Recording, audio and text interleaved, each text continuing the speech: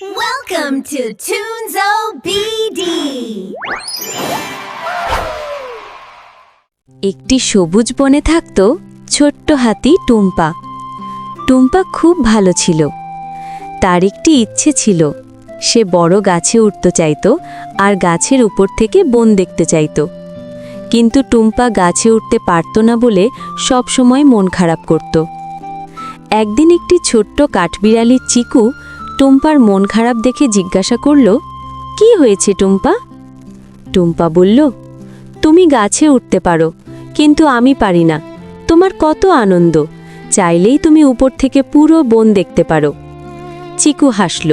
সে বলল, সবাই সব কিছু পারে না, কিন্তু সবাই কিছু না কিছু পারে। এরপর চিকু টুম্পাকে নদীর কাছে নিয়ে গেল।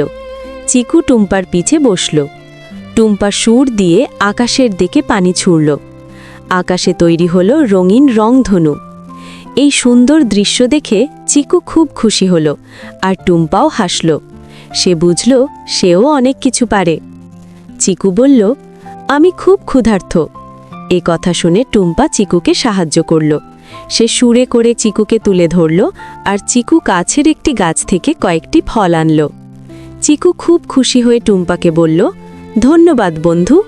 টুম্পাও খুশি হলো। আরেকদিন টুম্পা বনের মাঝে হাঁটছিল। হঠাৎ সে দেখল একটি নীল প্রজাপতি ঝোপে আটকে গেছে। সে উঠতে পারছে না। টুম্পা তাকে সাহায্য করতে গেল। প্রথমে সে জোরে জোরে সুর দিয়ে ঝোপঝাড় সরাতে চেষ্টা করল, কিন্তু প্রজাপতিটি ভয় পেল। তাই টুম্পা থামল আর ধীরে কাজ করল। সে আস্তে আস্তে ফু দিল, পাতা সরে গেল আর প্রজাপতিটি উড়ে গেল। টুম্পা আজ খুব খুশি। সে শিখল একটি কথা, সবাই আলাদা আর সবার গুণ আলাদা। বন্ধুরা, আজ আমরা কি শিখলাম বলো তো? আমরা শিখলাম, আমরা যা পারি সেটাই আমাদের শক্তি। তাই নিজেকে কারো চেয়ে কম বা দুর্বল ভাবা উচিত না।